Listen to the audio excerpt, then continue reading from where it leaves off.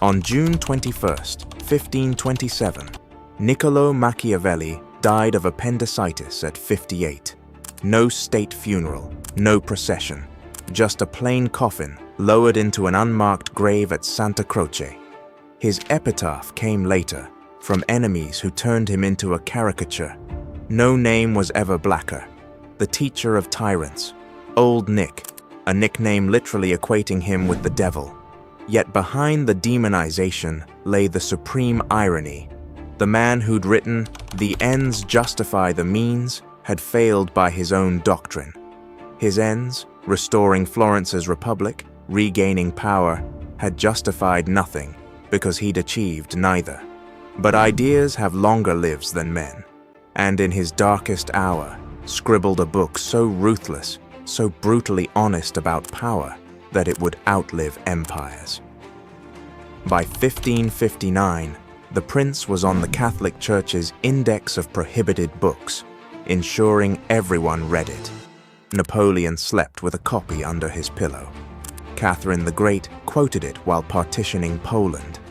Today, when a CEO fires loyal employees to please shareholders, when a politician smiles while breaking campaign promises, when any leader chooses fear over love, they prove Machiavelli's most uncomfortable truth. This is the story of how a failed diplomat, a man who gambled everything and lost, became the most feared mind in history. This is the real Machiavelli, and his story is not what you think. Florence, 1469. A city of blood, a city of gold, a city where power changed hands at the edge of a knife. And into this world, Niccolò Machiavelli was born. Not to kings, not to warriors, but to a failing noble family on the brink of ruin. The Machiavellis were relics of old Florence. Their name carried weight in ledgers, but not in palaces. His father Bernardo, a lawyer drowning in debts, could barely keep their household afloat. Their home wasn't a Medici villa, but a modest townhouse where the wine was watered and the firewood rationed.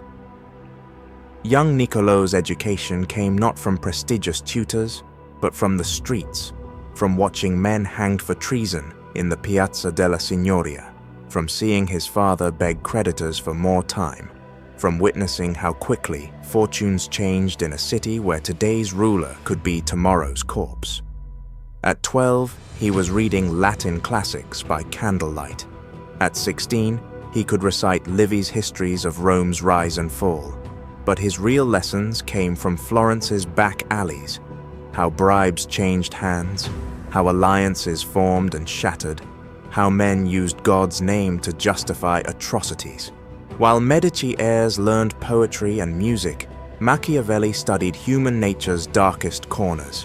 He saw how Savonarola, a fanatical priest, turned Florence into his personal theocracy, burning sinful art and books in the bonfire of the vanities. And he watched, wide-eyed, as that same priest was dragged screaming to the very same square to be burned alive when his usefulness ended. This was Machiavelli's true education. Power was never permanent, morality was negotiable, and survival went to those who understood the rules of the game. 1498. The moment came. With Savonarola's charred corpse still cooling, Florence's elite scrambled for control. The city needed new leadership, and Machiavelli, just 29 and hungry, positioned himself perfectly. He didn't have wealth or family connections. What he had was far more valuable. A mind like a stiletto, sharp, precise, and deadly when needed. Within months, he was appointed Second Chancellor of the Republic, overseeing military and foreign affairs. For a man of his modest background, it was an unimaginable rise. But Machiavelli was just getting started. He revolutionized Florence's defenses, replacing unreliable mercenaries with a citizen militia, an idea so radical the aristocracy scoffed, until it worked. He outmaneuvered seasoned diplomats twice his age, playing France against the Holy Roman Empire to keep Florence independent. And in 1502, he came face to face with Cesare Borgia, the papal warlord whose brutality was legendary. Where others saw a monster, Machiavelli saw a masterclass in power. Borgia executed his own disloyal generals during a supposed peace dinner, an act of chilling efficiency that Machiavelli would later immortalize in The Prince. For 14 years, he was the Republic's shadow architect, the man behind the throne who understood that real power wasn't in titles, but in controlling the gears of the state. But in Florence, no victory lasted forever. August 1512. The reckoning came on Spanish bayonets. The Medici, exiled for 18 years, returned to Florence not as citizens, but as conquerors. Their Spanish mercenaries had sacked Prato just miles away, massacring 4,000 civilians in a single afternoon. The message was clear: resistance meant annihilation. Machiavelli's republic collapsed overnight. His life's work, the militia, the alliances, the delicate balance of power, evaporated like morning fog. The Signoria dissolved. His colleagues fled or were dragged screaming from their homes. The streets Machiavelli had walked as a powerful chancellor now ran with the blood of his friends. For 3 weeks, he waited in terrified silence at his family home. Then came the hammer blow, a summons to the Palazzo Vecchio, not to negotiate, not to transition power, to be arrested for conspiracy.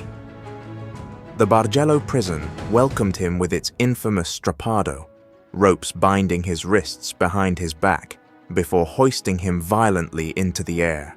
Shoulders dislocated with audible pops, 6 drops, 6 opportunities to confess names of fellow Republicans. 6 times he gave them nothing but his screams. They released him after 22 days, not from mercy, but from lack of evidence. Broken in body, but not in spirit, Machiavelli staggered back to his family, only to receive his true sentence: banishment, not just from politics, from Florence itself. Winter, 1513. Machiavelli's study was freezing. The farmhouse's hearth provided little warmth as he hunched over stolen parchment by candlelight. By day, he played the rustic, trapping thrushes with local peasants, drinking cheap wine at the tavern. But nights belonged to his demons. He began writing not 1 book, but 2. The Discourses on Livy, a scholarly tribute to republics that reflected his true beliefs. And The Prince, something far more dangerous. This wasn't philosophy, it was psychological warfare in ink. Chapter by chapter, he weaponized every lesson from his career. How Borgia used calculated cruelty to cement power. Why appearing virtuous could be more valuable than true virtue. When to break promises, immediately after getting what you want. Most shocking, his dedication to Lorenzo de' Medici, his tormentor, the ultimate Machiavellian gambit, a job application written in bloodless pragmatism. He sent the manuscript in 1515. Waited. Nothing. The Medici never acknowledged it.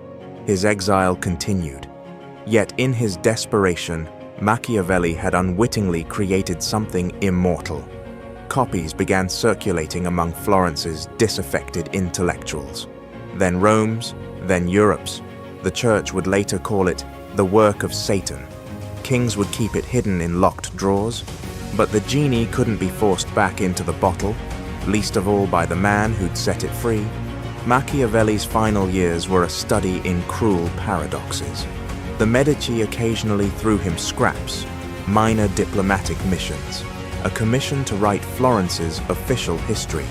But the great strategist was now a court jester, expected to entertain his masters with witty plays like the Mandrake route, while they ignored his political advice. Then in May 1527, the ultimate joke. A new revolt expelled the Medici. Florence became a republic again. Machiavelli rushed back, expecting restoration. Instead, he was rejected. The new Republicans distrusted his Medici connections. He drew his last breath in exile, a forgotten, broken man. No grand funeral, no statues, just a nameless grave in the dirt of Florence. So the next time you hear his name whispered in boardrooms or debated in political science classes, remember the man behind the myth, not Satan's scribe, but a patriot who loved republics, yet wrote the playbook for tyrants. Not a cold-blooded manipulator, but a failed idealist who documented how the world actually works, rather than how it should. And above all, remember this: the ultimate test of Machiavelli's philosophy isn't in books or lectures. It's in the mirror every time you choose between what's right and what works.